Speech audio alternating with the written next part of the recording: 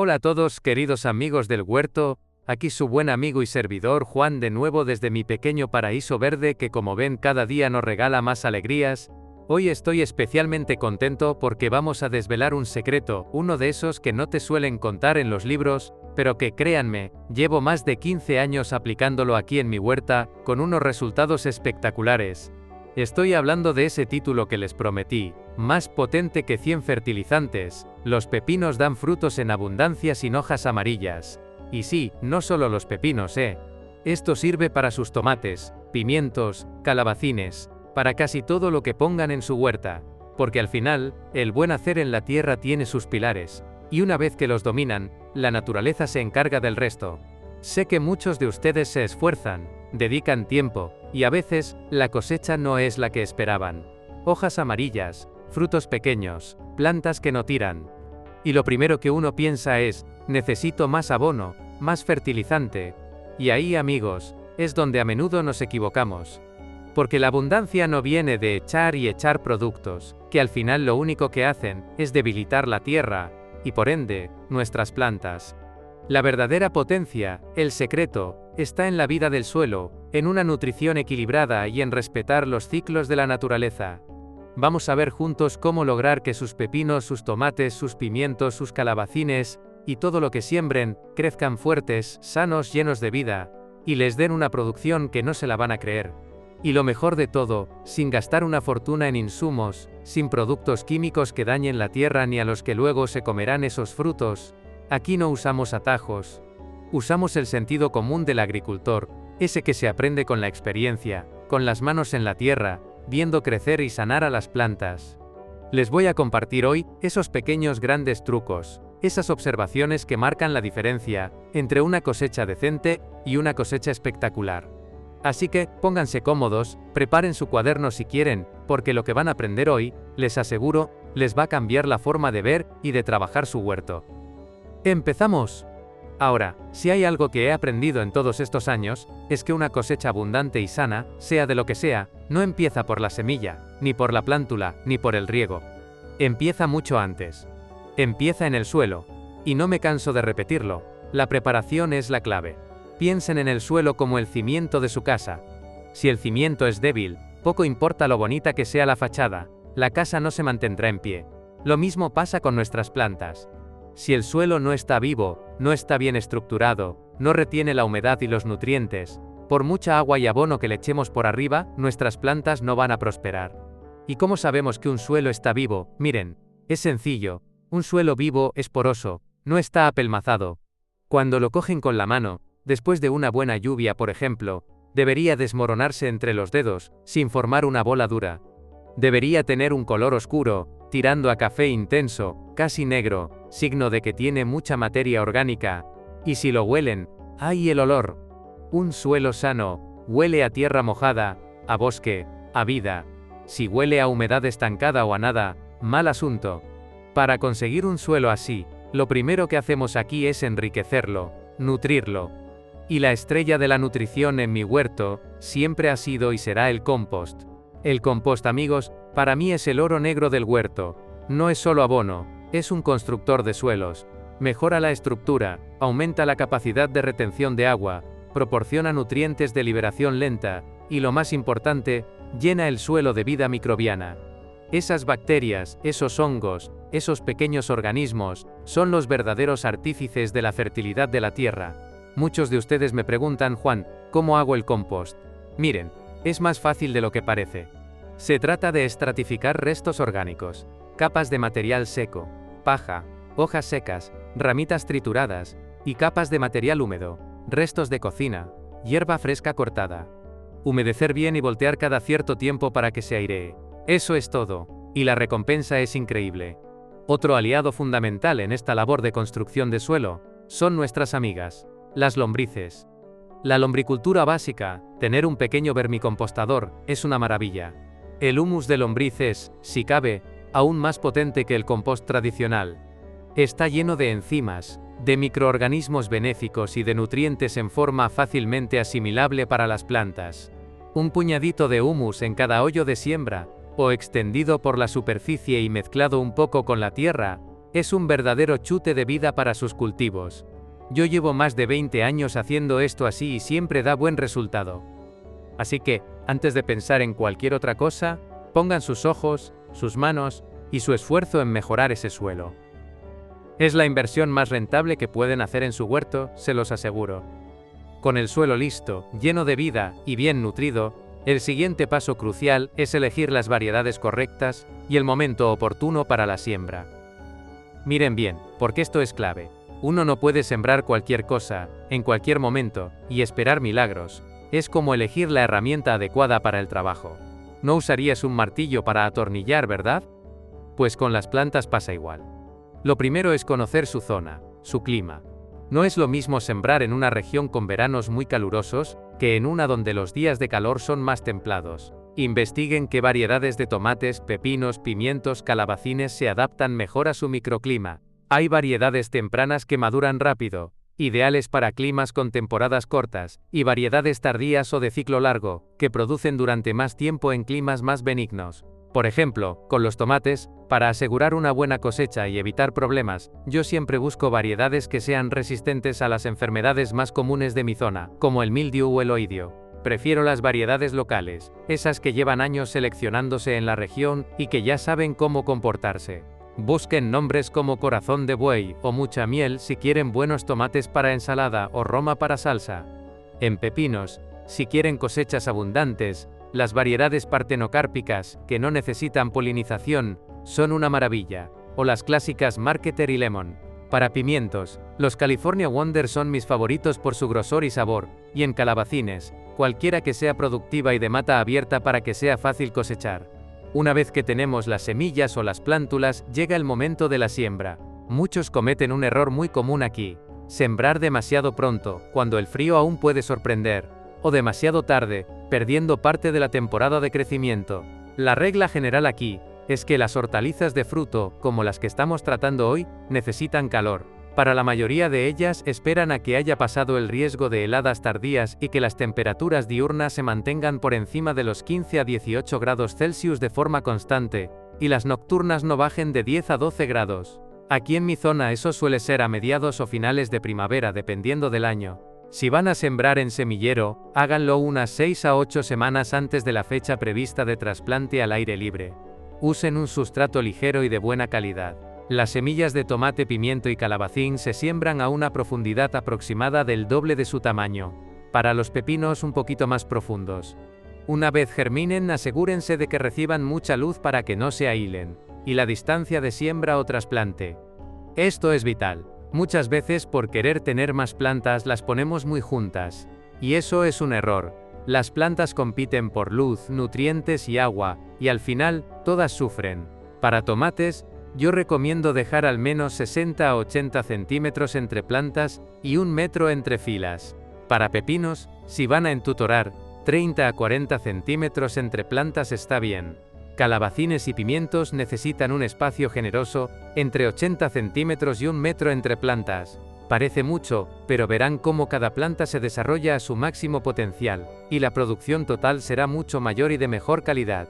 Dediquen un tiempo a planificar el espacio de su huerto, eso les ahorrará muchos dolores de cabeza después.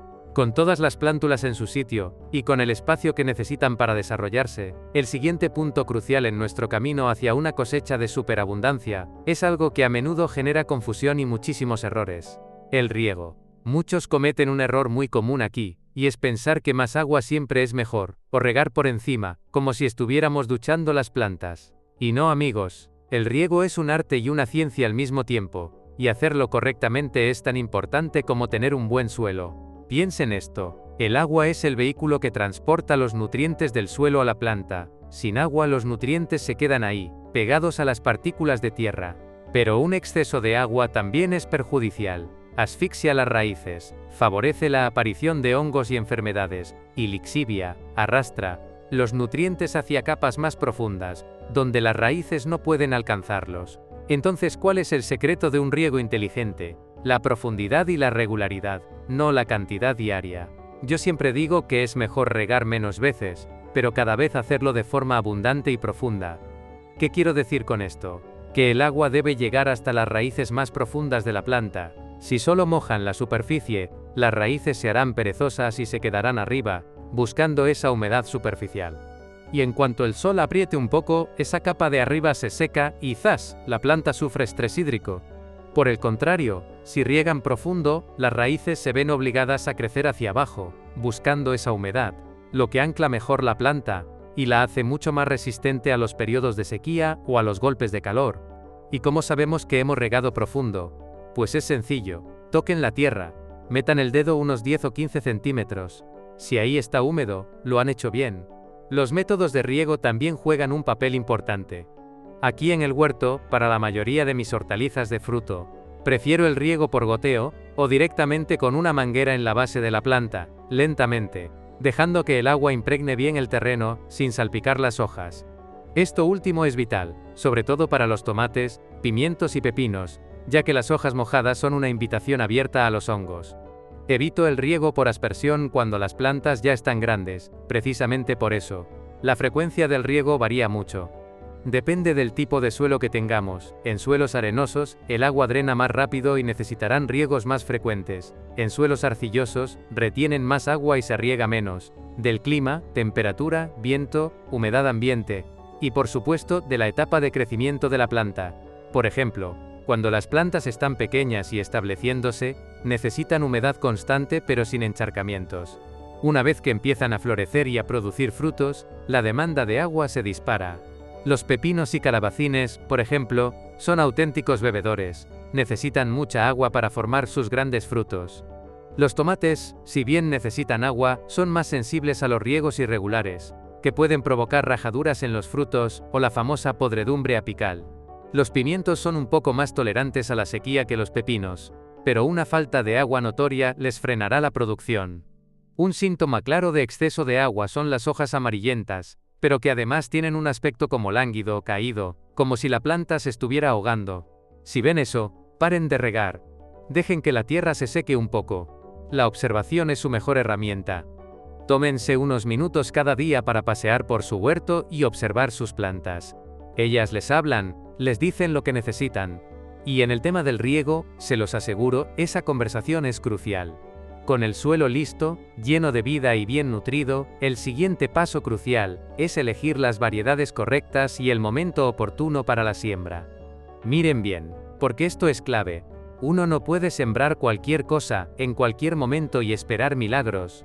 Es como elegir la herramienta adecuada para el trabajo. No usarías un martillo para atornillar, ¿verdad? Pues con las plantas pasa igual. Lo primero es conocer su zona, su clima. No es lo mismo sembrar en una región con veranos muy calurosos, que en una donde los días de calor son más templados. Investiguen qué variedades de tomates, pepinos, pimientos, calabacines se adaptan mejor a su microclima. Hay variedades tempranas que maduran rápido, ideales para climas con temporadas cortas, y variedades tardías o de ciclo largo, que producen durante más tiempo en climas más benignos. Por ejemplo, con los tomates, para asegurar una buena cosecha y evitar problemas, yo siempre busco variedades que sean resistentes a las enfermedades más comunes de mi zona, como el mildiu o el oidio. Prefiero las variedades locales, esas que llevan años seleccionándose en la región, y que ya saben cómo comportarse.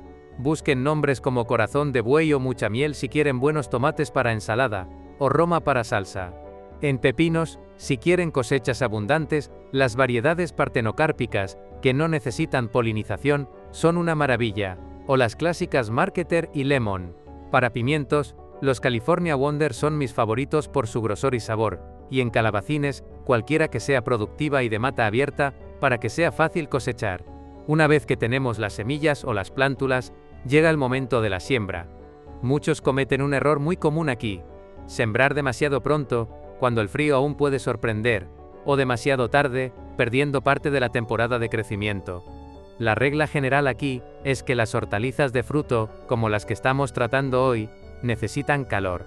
Para la mayoría de ellas, esperan a que haya pasado el riesgo de heladas tardías y que las temperaturas diurnas se mantengan por encima de los 15 a 18 grados Celsius de forma constante, y las nocturnas no bajen de 10 a 12 grados. Aquí en mi zona, eso suele ser a mediados o finales de primavera dependiendo del año. Si van a sembrar en semillero, háganlo unas 6 a 8 semanas antes de la fecha prevista de trasplante al aire libre. usen un sustrato ligero y de buena calidad. Las semillas de tomate, pimiento y calabacín se siembran a una profundidad aproximada del doble de su tamaño. Para los pepinos, un poquito más profundos. Una vez germinen, asegúrense de que reciban mucha luz para que no se ahilen. Y la distancia de siembra o trasplante. Esto es vital. Muchas veces, por querer tener más plantas, las ponemos muy juntas. Y eso es un error. Las plantas compiten por luz, nutrientes y agua. Y al final, todas sufren. Para tomates, yo recomiendo dejar al menos 60-80 centímetros entre plantas y 1 metro entre filas. Para pepinos, si van a entutorar, 30 a 40 centímetros entre plantas está bien. Calabacines y pimientos necesitan un espacio generoso, entre 80 centímetros y 1 metro entre plantas. Parece mucho, pero verán cómo cada planta se desarrolla a su máximo potencial, y la producción total será mucho mayor y de mejor calidad. Dediquen un tiempo a planificar el espacio de su huerto. Eso les ahorrará muchos dolores de cabeza después. Con todas las plántulas en su sitio y con el espacio que necesitan para desarrollarse, el siguiente punto crucial en nuestro camino hacia una cosecha de superabundancia es algo que a menudo genera confusión y muchísimos errores. El riego. Muchos cometen un error muy común aquí, y es pensar que más agua siempre es mejor, o regar por encima, como si estuviéramos duchando las plantas. Y no, amigos. El riego es un arte y una ciencia al mismo tiempo, y hacerlo correctamente es tan importante como tener un buen suelo. Piensen esto. El agua es el vehículo que transporta los nutrientes del suelo a la planta. Sin agua los nutrientes se quedan ahí, pegados a las partículas de tierra.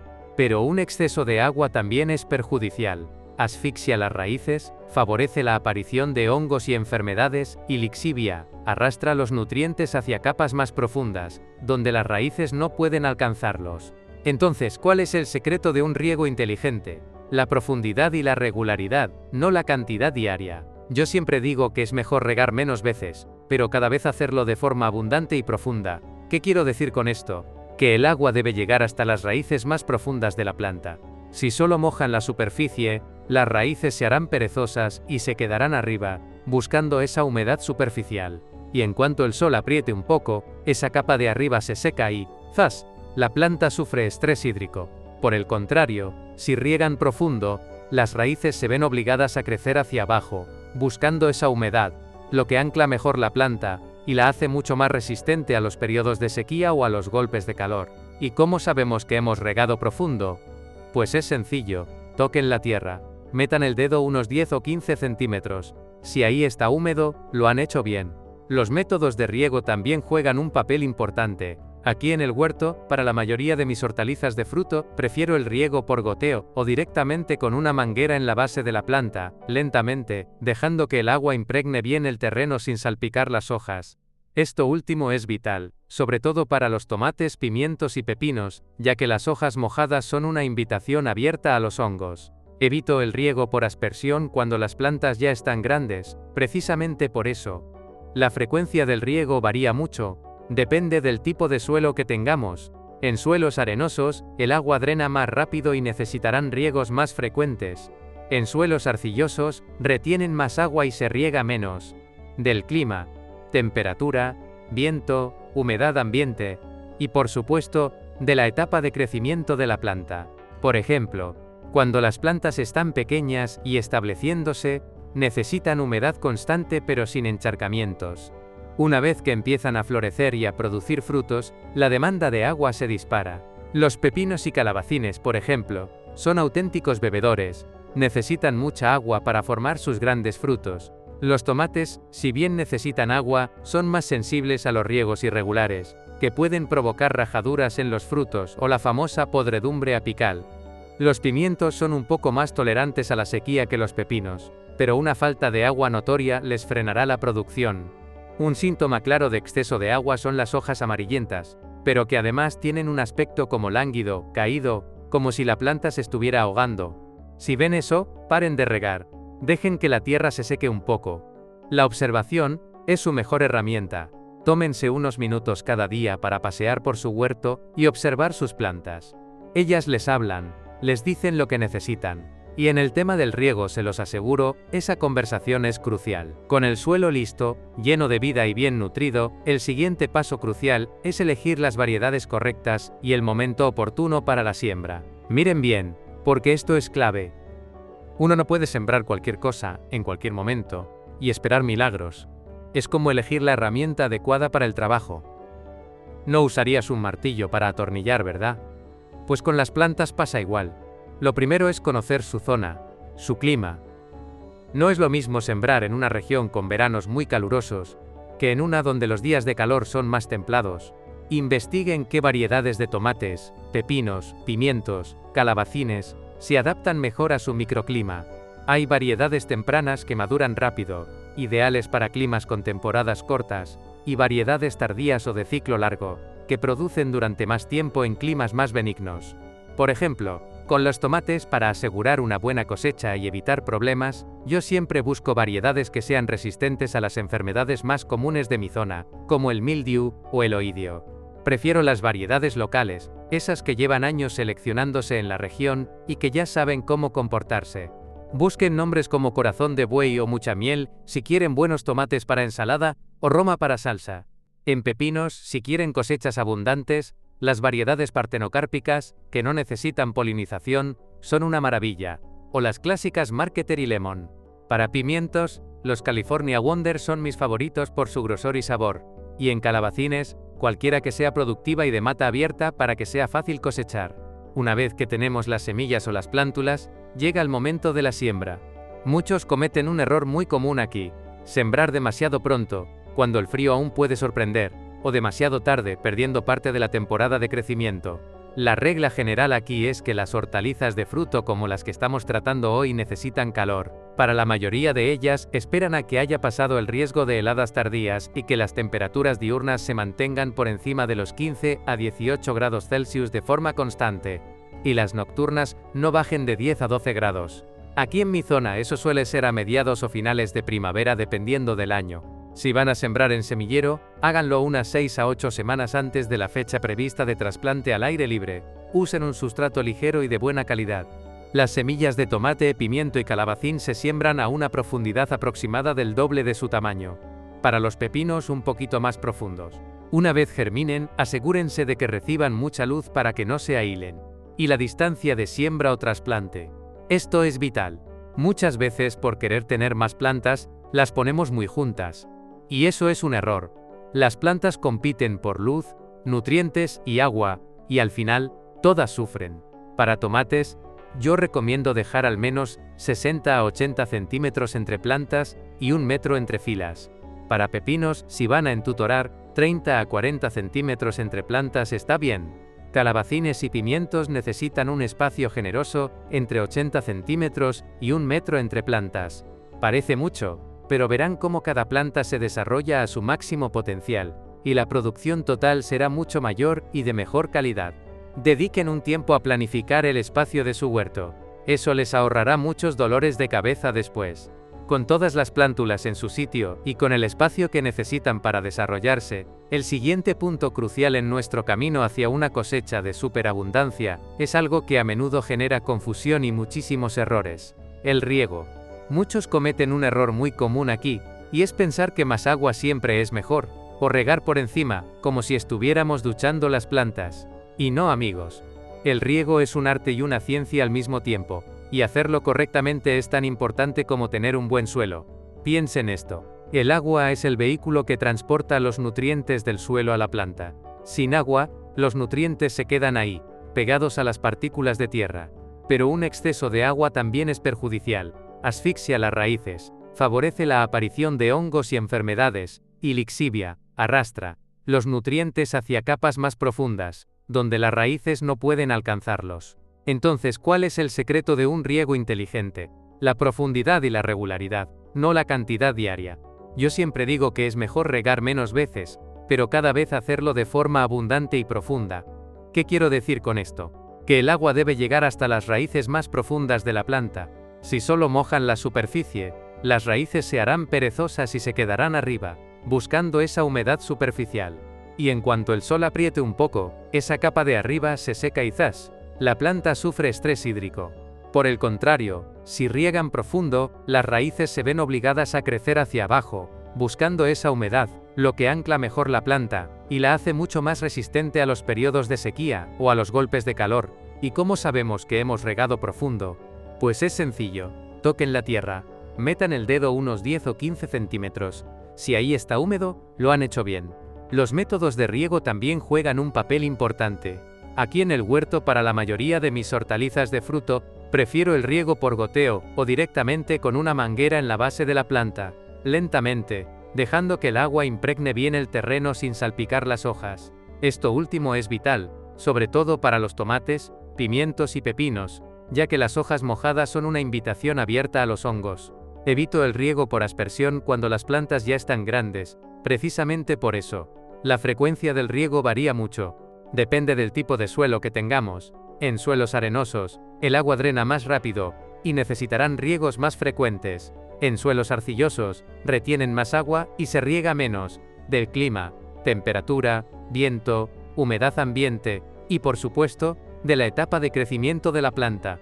Por ejemplo, cuando las plantas están pequeñas y estableciéndose, necesitan humedad constante pero sin encharcamientos. Una vez que empiezan a florecer y a producir frutos, la demanda de agua se dispara. Los pepinos y calabacines, por ejemplo, son auténticos bebedores, necesitan mucha agua para formar sus grandes frutos.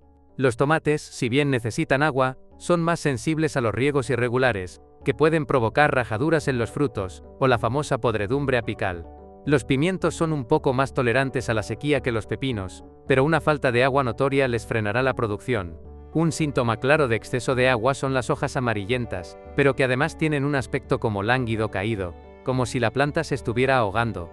Si ven eso, paren de regar, dejen que la tierra se seque un poco. La observación es su mejor herramienta. Tómense unos minutos cada día, para pasear por su huerto y observar sus plantas.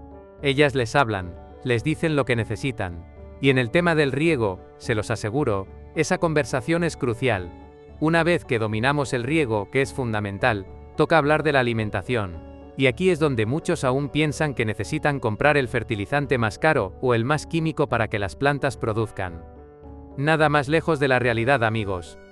Yo llevo más de 15 años haciendo esto así y siempre da buen resultado.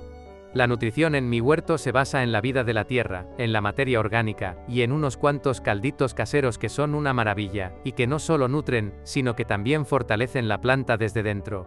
Ya hablamos del compost y del humus de lombriz al inicio. Lo repito porque son las estrellas, el verdadero oro negro de cualquier huerto ecológico. No los vean solo como abono, son la base de todo.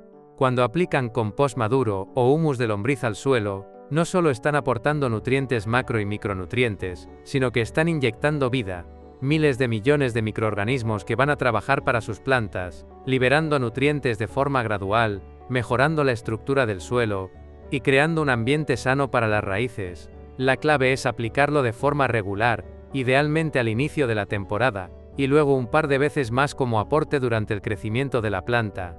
Yo lo hago a modo de mulch ligero alrededor de la base de las plantas, sin tocar el tallo, y luego un riego suave para que empiece a integrarse. Pero claro, nuestras plantas, especialmente cuando están en plena producción de frutos, tienen unas necesidades nutricionales que a veces necesitan un pequeño empujón extra, algo de acción más rápida.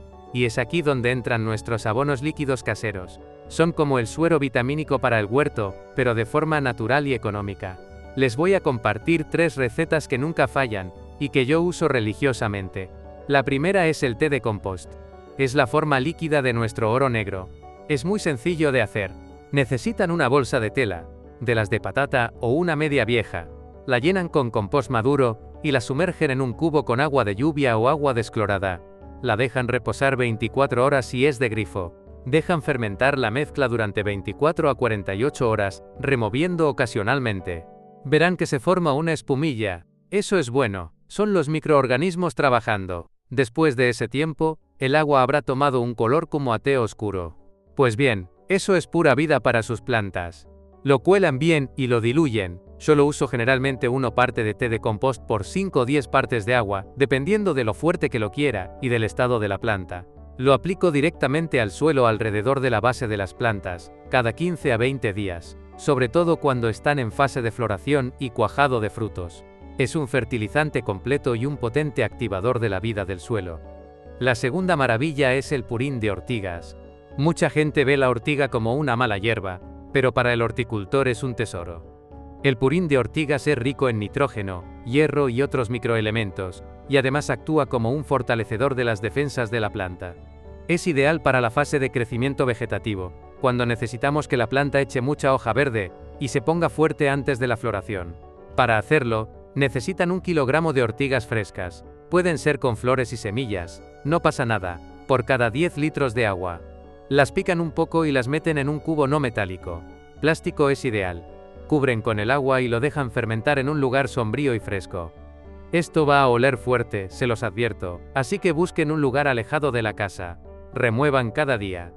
Estará listo en unos 7 a 15 días, cuando deje de producir burbujas, señal de que la fermentación ha terminado. Lo cuelan muy bien para evitar que restos de ortiga obstruyan su regadera. Este purín es potente, así que hay que diluirlo. 1 parte de purín por 10 partes de agua para regar el suelo, o 1 parte por 20 partes de agua para pulverizar foliarmente, en las hojas, a primera hora de la mañana o al atardecer. No lo usen en plantas con flores abiertas, ya que su alto contenido en nitrógeno puede favorecer el crecimiento de follaje en detrimento de la floración y el fruto. Lo aplico cada 20 a 30 días durante el crecimiento. Y el tercer secreto, sobre todo para la floración y el engorde de frutos, es el agua de ceniza de madera. Pero ojo, solo ceniza de madera pura, sin tratar, sin pinturas ni barnices. Nada de cenizas de carbón o de chimeneas que queman residuos. La ceniza de madera es una fuente fabulosa de potasio, calcio y otros microelementos que son cruciales para que la planta forme flores y frutos de calidad, y también para fortalecer sus tejidos. Es como un engordador natural. Para prepararla, simplemente tomen un puñado de ceniza y disuélvanla en 5 litros de agua. Déjenla reposar unas horas o de un día para otro, removiendo bien. Luego, rieguen con esta solución alrededor de la base de las plantas. No en exceso, una vez al mes o cada 20 días cuando las plantas empiezan a florecer y cuajar, es suficiente. Es especialmente buena para tomates, pimientos y calabacines. Recuerden, la idea es complementar la nutrición que ya viene del suelo. Estos abonos líquidos no son un sustituto de un suelo sano y lleno de materia orgánica, sino un refuerzo. La clave de todo esto es la observación. Fíjense en sus plantas. Si las hojas de abajo empiezan a amarillear un poco, puede ser falta de nitrógeno, y un poco de purín de ortigas diluido les vendrá de perlas. Si ven que las flores abortan mucho, o los frutos no terminan de engordar, quizás necesiten un extra de potasio de la ceniza. Aprendan a leer lo que la planta les dice. La belleza de estos métodos orgánicos es que son sostenibles, económicos y, lo más importante, trabajan con la naturaleza, no contra ella. Y al final, el resultado son frutas y verduras no solo más grandes y abundantes, sino también con mejor sabor, más nutrientes, y que han crecido de forma armónica con su entorno. Así es como logramos que nuestros pepinos den frutos sin fin, y que las hojas no se pongan amarillas, alimentando la vida que los sostiene. Y ahora atención. Esto es muy importante, amigos. Hemos hablado de la importancia del suelo, del riego, y de la nutrición. Pero ¿de qué nos sirve todo eso si de repente una plaga o una enfermedad nos arrasa la cosecha? No se alarmen, no necesitamos venenos. Aquí en el huerto, la filosofía es la prevención y el equilibrio. Es como cuando uno se cuida para no enfermarse. Con las plantas es igual. Si están fuertes, bien nutridas, y en un ambiente equilibrado, serán mucho más resistentes a los ataques. La primera estrategia de prevención es la rotación de cultivos. Muchos cometen el error de sembrar lo mismo en el mismo sitio año tras año, y eso es como invitar a las plagas y enfermedades a quedarse. Cada familia de plantas extrae ciertos nutrientes del suelo, y es susceptible a ciertas plagas y patógenos. Si rotamos, rompemos el ciclo de vida de muchos de esos problemas. Por ejemplo, si un año sembré tomates aquí, el año siguiente sembraré papas, y al otro frijoles, antes de volver a sembrar tomates. Esto también ayuda a que el suelo se recupere mejor. Otra clave, y esto lo he comprobado por mí mismo durante años, es la diversidad en el huerto. Un huerto con una sola especie de planta es un banquete para cualquier plaga especialista. En cambio, un huerto diverso, lleno de diferentes plantas, es un ecosistema. Y en un ecosistema, hay depredadores naturales, hay competencia, hay aromas que confunden a las plagas, hablo de las plantas compañeras. Por ejemplo, la albahaca al lado de los tomates ayuda a repeler la mosca blanca y mejora el sabor de los tomates. Las caléndulas son excelentes para controlar nematodos en el suelo y atraen insectos benéficos. El tajete, o clavel de moro, también es un gran aliado contra plagas del suelo. Y no olviden plantas aromáticas como la menta, el romero o la lavanda, que además de dar buenos olores, ahuyentan a muchos bichos indeseables y atraen a polinizadores. Y hablando de insectos, atraer a los insectos benéficos es una de las mejores defensas naturales. Hay una cantidad de bichitos que se alimentan de las plagas que afectan a nuestras plantas. Las mariquitas devoran pulgones, las crisopas son depredadores feroces de muchos insectos pequeños, y las avispas parasitoides son unas guerreras contra las orugas. ¿Cómo las atraemos? Sembrando flores que les gusten. La zanahoria silvestre, el eneldo, el cilantro, las propias caléndulas, o plantas de la familia de las umbelíferas. La diversidad floral es un buffet para estos aliados. Pero claro, aún con toda la prevención a veces aparece algún indeseable. Lo importante es actuar rápido y con cabeza. Primero, la observación diaria. Es muy fácil identificar las plagas comunes en nuestros cultivos. Para los pepinos y calabacines, la araña roja es un problema. Se ve como una telaraña fina en el envés de las hojas, y las hojas se ponen amarillentas y punteadas. El pulgón verde o negro es muy común en pimientos y tomates. Se acomodan en los brotes tiernos y en el envés de las hojas, succionando la savia. La mosca blanca es otro clásico, sobre todo en pimientos. Al sacudir la planta, ven una nube de pequeñas moscas. Para los tomates, el mildiu y el oidio son enfermedades fúngicas. El mildiu se ve como manchas de humedad en las hojas, que luego se vuelven marrones y con un polvillo blanco por debajo. El oidio es un polvillo blanco en el haz de las hojas. Si las detectamos a tiempo, tenemos soluciones naturales. Para las plagas chupadoras como pulgones y mosca blanca, mi receta estrella es el jabón potásico. Es inocuo para la planta y para nosotros, y ataca la capa protectora de estos insectos, deshidratándolos. Mezclen 10 a 20 gramos de jabón potásico puro, sin perfumes ni aditivos, por cada litro de agua.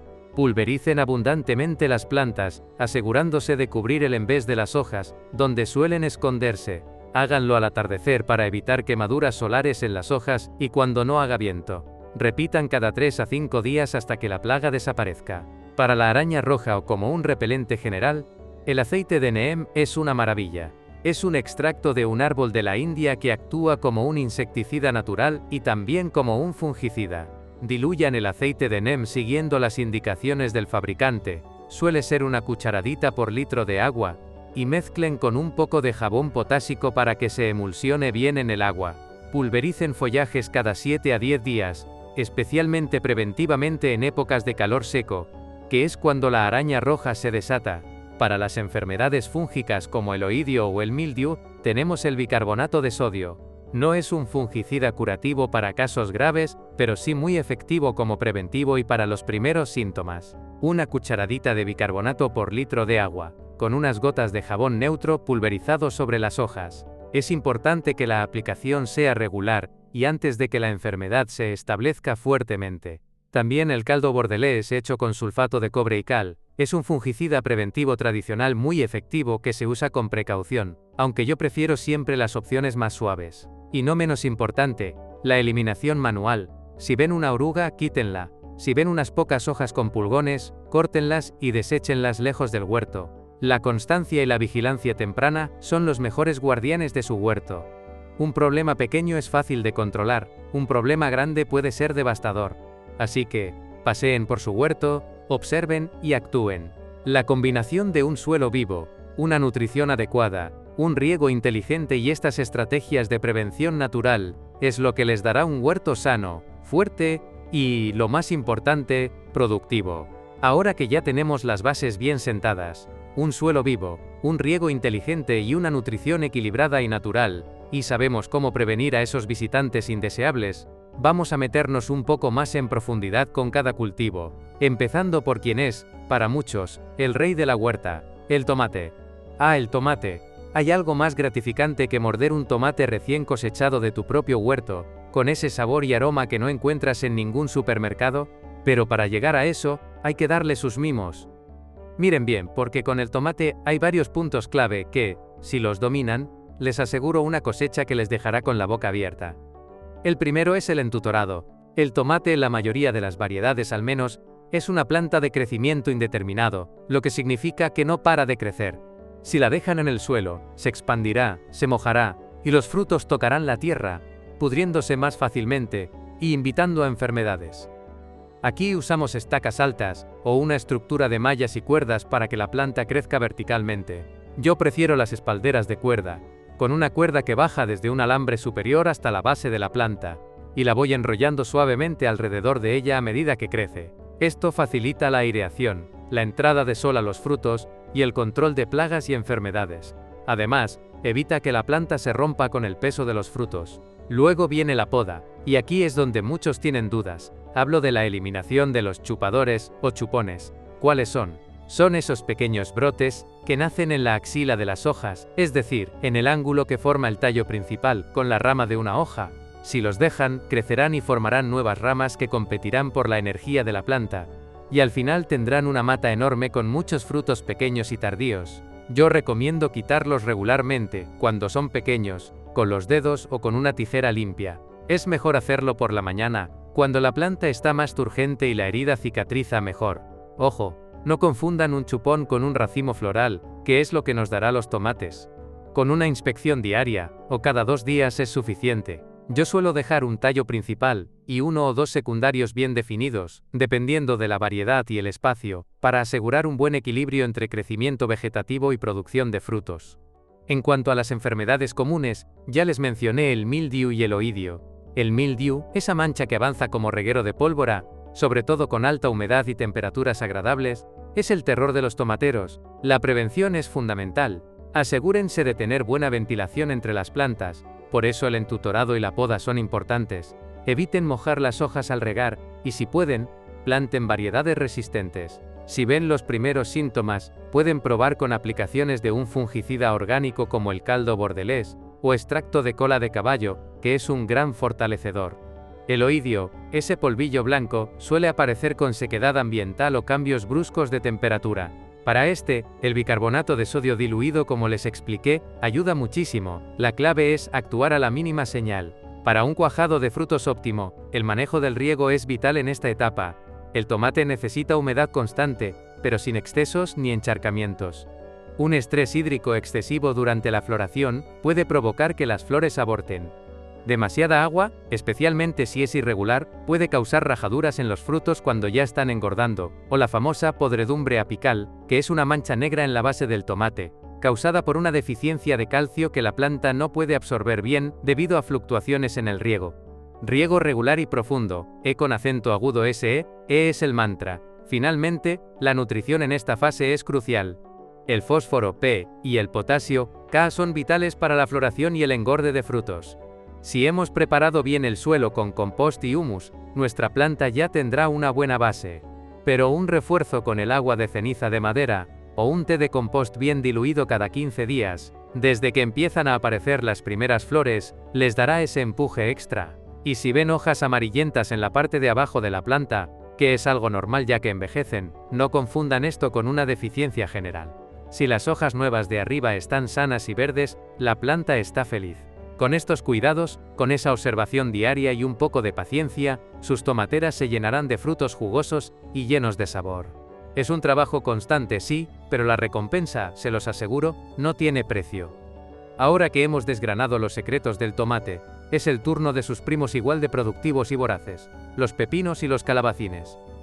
A menudo, se les mete en el mismo saco, y si bien comparten algunas similitudes, tienen sus peculiaridades que, si las conocemos, nos asegurarán una cosecha de lo más generosa. Empecemos con los pepinos. Al igual que los tomates, la mayoría de las variedades son trepadoras, y para mí, entutorarlos es casi una obligación. No solo nos ahorra espacio en la huerta, lo cual siempre es una ventaja, sino que mantiene los frutos limpios, evita enfermedades fúngicas al mejorar la aireación, y facilita muchísimo la cosecha.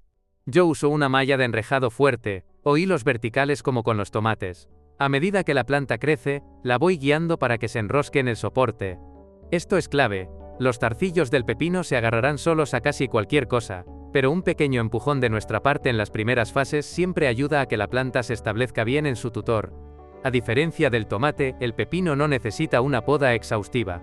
De hecho, muchos cometen el error de podar demasiado.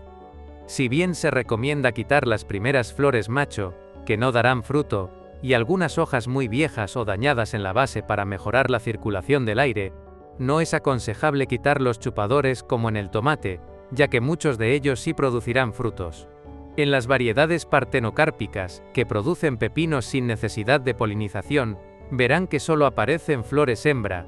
En las variedades tradicionales, es interesante observar las flores macho, en un tallo largo y fino, y las flores hembra, con un pequeño pepinillo en su base.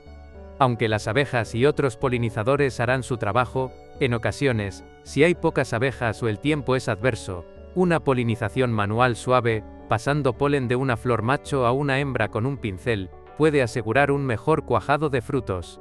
En cuanto a sus necesidades, los pepinos son unos auténticos bebedores y comedores. Requieren un riego constante y abundante, sobre todo cuando están en plena producción de frutos. La falta de agua se traduce en pepinos amargos y deformes.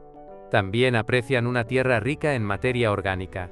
El té de compost diluido es un excelente aliado para que no les falte de nada. Respecto a las plagas, la araña roja es su archienemiga, sobre todo en ambientes secos y cálidos. Si ven esas telarañas finas, actúen rápido con fumigaciones de aceite de neem o jabón potásico, insistiendo en el envés de las hojas. El pulgón también les ataca, especialmente en los brotes tiernos. Los calabacines, por otro lado, presentan un crecimiento más arbustivo, aunque algunas variedades pueden ser algo rastreras. Por lo general, no requieren entutorado, a menos que queramos ahorrar espacio o mantener los frutos aún más limpios. Yo suelo dejarles espacio para que se extiendan. La poda en el calabacín es mínima y, en la mayoría de los casos, opcional. Se limita a retirar hojas muy viejas, enfermas o que entorpecen la circulación del aire por la base de la planta. Esto ayuda a prevenir enfermedades fúngicas, como el oidio, que les encanta atacar estas hojas viejas y con poca ventilación. Como los pepinos, los calabacines son muy exigentes en agua y nutrientes. Un riego regular y profundo es esencial para una producción continua. Si falta agua, los frutos pueden abortar o crecer deformes. Si notan que las flores caen sin cuajar, puede ser por falta de polinizadores. Aquí, la polinización manual también puede ser de gran ayuda, especialmente a primera hora de la mañana, que es cuando las flores están más receptivas. Las flores macho de calabacín son muy visibles, con su tallo largo, mientras que las flores hembra tienen un pequeño calabacín en la base. Simplemente tomen una flor macho, retírenle los pétalos con cuidado, y utilicen su polen para frotar suavemente el centro de las flores hembra. Las plagas más comunes en calabacines son también los pulgones y la mosca blanca, que se controlan bien con los mismos remedios que para los tomates y pepinos, jabón potásico y, si es necesario, aceite de neem. El oidio es otra enfermedad recurrente, especialmente en épocas de humedad y calor, o por cambios bruscos de temperatura. Aseguren buena ventilación, quiten hojas viejas, y apliquen bicarbonato de sodio como preventivo o al primer síntoma. La clave con calabacines es cosecharlos pequeños y con frecuencia. Esto estimulará a la planta a producir más. Si dejan que engorden demasiado, la planta reducirá su producción. Es un esfuerzo constante, pero la recompensa de unos pepinos y calabacines tiernos y abundantes merece la pena. Pasemos ahora a hablar de los pimientos.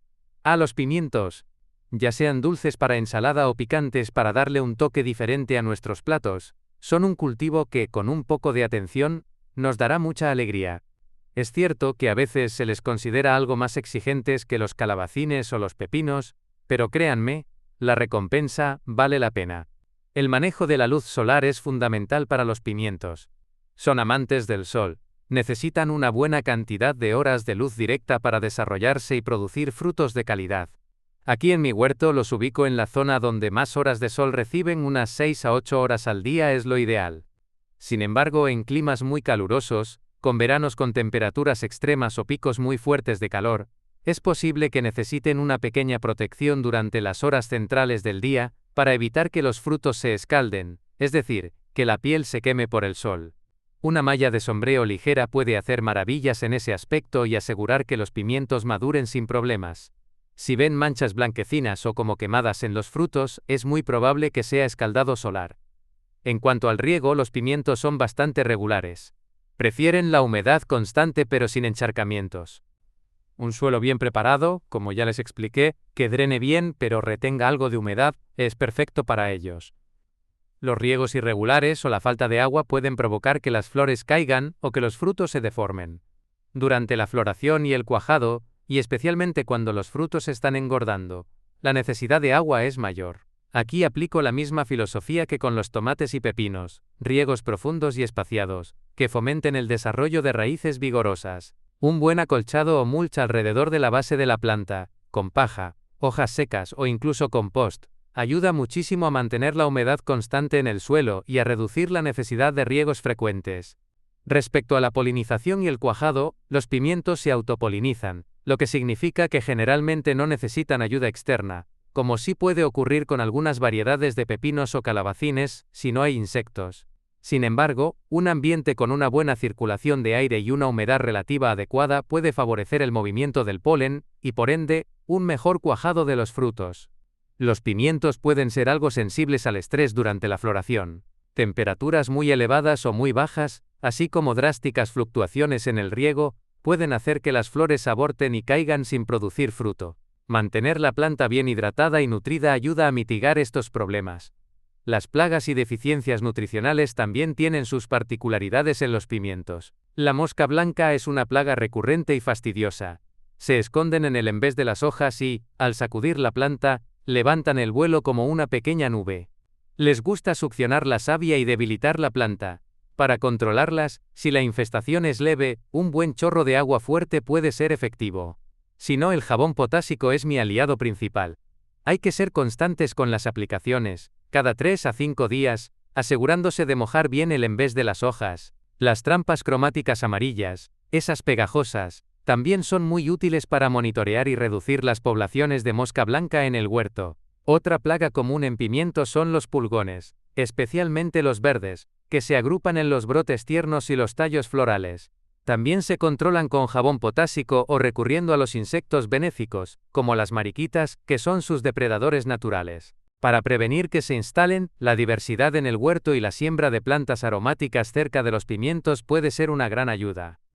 En cuanto a las deficiencias nutricionales comunes, el pimiento puede mostrar signos de falta de calcio si las condiciones de riego son irregulares, similar a lo que ocurre en los tomates, presentando la podredumbre apical, una mancha hundida y oscura en la base del fruto. Esto no es falta de calcio en el suelo, sino que la planta no es capaz de absorberlo o transportarlo correctamente. El riego regular y profundo es la mejor prevención. También pueden aparecer deficiencias de nitrógeno, si las hojas inferiores se ponen amarillas, o de potasio, si los frutos no engordan bien o maduran de forma irregular. Para estas ya saben, un buen aporte de té de compost o purín de ortigas para el nitrógeno, y agua de ceniza de madera para el potasio, es la solución más rápida y natural. Recuerden observar la planta, ella les dará las pistas. Las hojas bajas, amarilleando en pimientos, especialmente en fases avanzadas, también pueden deberse simplemente a un proceso natural de envejecimiento, no siempre es una deficiencia grave si el resto de la planta luce sana. Si les dan estos cuidados, un buen emplazamiento solar, riego consistente y un ojo avizor para detectar y actuar rápidamente ante cualquier plaga o deficiencia, sus pimientos no solo crecerán robustos, sino que les darán una cantidad de frutos impresionante y con un sabor incomparable. Pasen por su huerto, miren a sus plantas. La clave está en escucharlas. Bueno amigos, hemos recorrido un largo camino desde la preparación del suelo hasta la defensa contra plagas y enfermedades, y hemos visto cómo cuidar cada una de nuestras hortalizas estrella. Ahora viene la parte que todos esperamos con ansias, la culminación de nuestro esfuerzo, el momento en que recogemos los frutos de nuestro trabajo, y literalmente, de nuestra tierra, el arte de la cosecha. Reconocer el momento perfecto para cosechar es crucial, no solo afecta el sabor y la calidad del producto, sino también la producción futura de la planta. Porque créanme, la planta es sabia, y si dejamos los frutos madurar demasiado en ella, interpretará que ya ha cumplido su ciclo reproductivo y reducirá o detendrá su producción. Vamos a ver cómo saber cuándo es el momento ideal para cada uno de estos tesoros de la huerta, porque no todos tienen las mismas señales. Para los tomates, la señal más evidente es el color. Dependiendo de la variedad, buscarán un rojo intenso y uniforme, un naranja brillante o un amarillo dorado. Pero no es solo el color, también deben sentir la firmeza del fruto. Un tomate maduro, listo para cosechar, estará firme, pero cederá ligeramente a una presión suave. Otro indicio es que se desprenderá fácilmente de la planta. Si tienen que tirar con fuerza, esperen un poco más. Cosechar los tomates regularmente, cada 2 o 3 días en plena temporada, es fundamental. Esto estimula a la planta a seguir produciendo más flores y, por ende, más frutos. Para un almacenamiento corto, si no los van a consumir de inmediato, guárdenlos a temperatura ambiente, lejos de la luz directa del sol. La nevera puede afectar su sabor y textura. Los pepinos son quizás los más agradecidos en cuanto a su madurez. Querrán cosecharlos cuando tengan un tamaño adecuado para la variedad, ni muy pequeños ni gigantes, y un color verde brillante y uniforme. Deben ser firmes al tacto, nunca blandos o hinchados. Un pepino demasiado maduro, que se ha quedado mucho tiempo en la planta, empezará a ponerse amarillo o incluso anaranjado, y sus semillas se habrán desarrollado en exceso, volviéndose amargo y sin la textura crujiente que buscamos. Con los pepinos es crucial la cosecha diaria o cada 2 días en verano. Si dejamos 1 o 2 pepinos grandes en la planta, la producción de nuevos frutos se resentirá drásticamente. Para guardarlos, el mejor lugar es la nevera, pero ojo, no los peguen a la pared más fría. Pueden sufrir daños por frío. Los calabacines se cosechan cuando son tiernos, pequeños o medianos, con la piel brillante y sin imperfecciones. La longitud ideal dependerá de la variedad, pero generalmente entre 15 y 20 centímetros es el tamaño perfecto. Si los dejan crecer demasiado, la piel se endurecerá, las semillas se harán grandes y el sabor se volverá acuoso y menos dulce. Al igual que con los pepinos, la planta de calabacín es una máquina de producir, y si no cosechamos a diario o cada 2 días, parará su producción. Un calabacín gigante y pasado de maduración en la planta le dice a la planta: trabajo hecho, hora de descansar. Córtelos con un cuchillo o tijera afilada, dejando un pequeño trozo de tallo. Se mantienen bien en la nevera, en el cajón de las verduras, durante una semana. Para los pimientos, el momento de la cosecha depende de si los quieren verdes o maduros. Si buscan pimientos dulces verdes, cómanlos cuando tengan un tamaño bueno para la variedad, y una piel brillante y firme. Si quieren el pimiento maduro, ya sea rojo, amarillo o naranja, esperen a que adopte ese color deseado, y sea totalmente uniforme. Un pimiento maduro tendrá un sabor más dulce y una mayor concentración de vitaminas. Al igual que con los tomates, se desprenderán con un ligero giro. La cosecha regular de pimientos, ya sean verdes o ya con su color definitivo, también estimula a la planta a seguir produciendo. Si dejamos todos los pimientos madurar en la planta, la producción futura disminuirá. Los pimientos se conservan muy bien en la nevera, en una bolsa perforada o en el cajón, hasta por un par de semanas. En general, la regla de oro para todos estos cultivos de fruto es: cosechen con frecuencia. Esto no solo asegura que disfruten de sus hortalizas en su punto óptimo de sabor y textura, sino que también le indica a la planta que necesita seguir produciendo, que su esfuerzo por generar semillas aún no ha terminado. Es un círculo virtuoso que recompensa al hortelano atento. Y un consejo extra: cosechen por la mañana temprano, después de que el rocío se haya secado, cuando las plantas están más turgentes y los sabores más concentrados. Pongan sus manos, observen, toquen y saboreen el éxito de su huerto. No hay nada como eso. Bueno, queridos amigos, hemos llegado al final de esta conversación, de este recorrido por los secretos de la huerta, que como han visto no tienen nada de misterioso ni de complicado. Hemos hablado largo y tendido sobre cómo lograr esa cosecha espectacular que todos anhelamos, sobre todo con nuestros tomates, pepinos, pimientos y calabacines, que son tan agradecidos si les damos lo que necesitan. Y la verdad es que, a medida que les cuento, me doy cuenta una vez más de que la clave de todo esto no está en ningún fertilizante milagroso, o en soluciones complejas que nos vendan en las tiendas. No, la verdadera magia está en la simplicidad, en entender cómo funciona la naturaleza, y en trabajar con ella, no contra ella. La promesa de un huerto más potente que 100 fertilizantes se cumple cuando entendemos que el suelo es la base de todo, que un suelo vivo y sano es la verdadera despensa de nuestras plantas. Cuando aprendemos a regar con cabeza, dándole a la planta lo que necesita, ni más ni menos, fomentando raíces profundas y resistentes. Cuando abonamos con lo que la propia naturaleza nos ofrece, con ese oro negro que es nuestro compost y el humus de lombriz, y potenciamos esa nutrición con preparados tan sencillos como un té de compost, un purín de ortigas o el agua de ceniza. Y por supuesto, cuando nos convertimos en guardianes de nuestro huerto, previniendo los problemas antes de que se presenten, y resolviendo los pequeños desequilibrios con soluciones naturales y respetuosas. Han visto que cada cultivo tiene sus peculiaridades, y que dedicarle unos minutos a observar y entender sus señales es la mejor herramienta que pueden tener.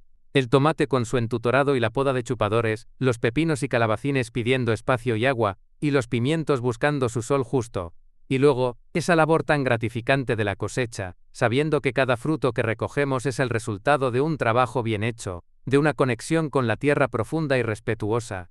Yo llevo muchos años con las manos en la tierra, y cada día sigo aprendiendo algo nuevo. Pero lo que nunca cambia es esta sensación. Esa sensación de ver un pepino cuajar y crecer sin una sola hoja amarilla, o un tomate madurar hasta su punto óptimo, lleno de sabor. Es la prueba de que, con un poco de amor, observación y los conocimientos que les he compartido hoy, la huerta, su huerta, puede ser mucho más productiva y sana de lo que jamás imaginaron. Así que, anímense, pongan en práctica estos consejos, no tienen que hacerlo todo de golpe, empiecen por lo que más les resuene, por lo que puedan aplicar en su espacio, y verán cómo poco a poco sus plantas les responden, y la abundancia llega. Y no es solo la abundancia en frutos, es la abundancia en satisfacción, en aire puro, en alimento sano para su mesa y para su alma. No quiero despedirme sin antes agradecerles de corazón que me hayan acompañado en este viaje. Espero de verdad que les haya sido útil, que les sirva para mejorar sus huertos y que se animen a seguir explorando este maravilloso mundo. Esto es solo el comienzo. Hay muchos más secretos por compartir, muchas más experiencias que vivir juntos en la huerta. Así que, si les ha gustado lo que han visto y aprendido hoy, no olviden darle a me gusta, suscribirse al canal y activar la campanita para no perderse los próximos videos. Que siga creciendo la comunidad de hortelanos conscientes. Nos vemos en el próximo video desde mi huerta. A seguir cultivando sueños.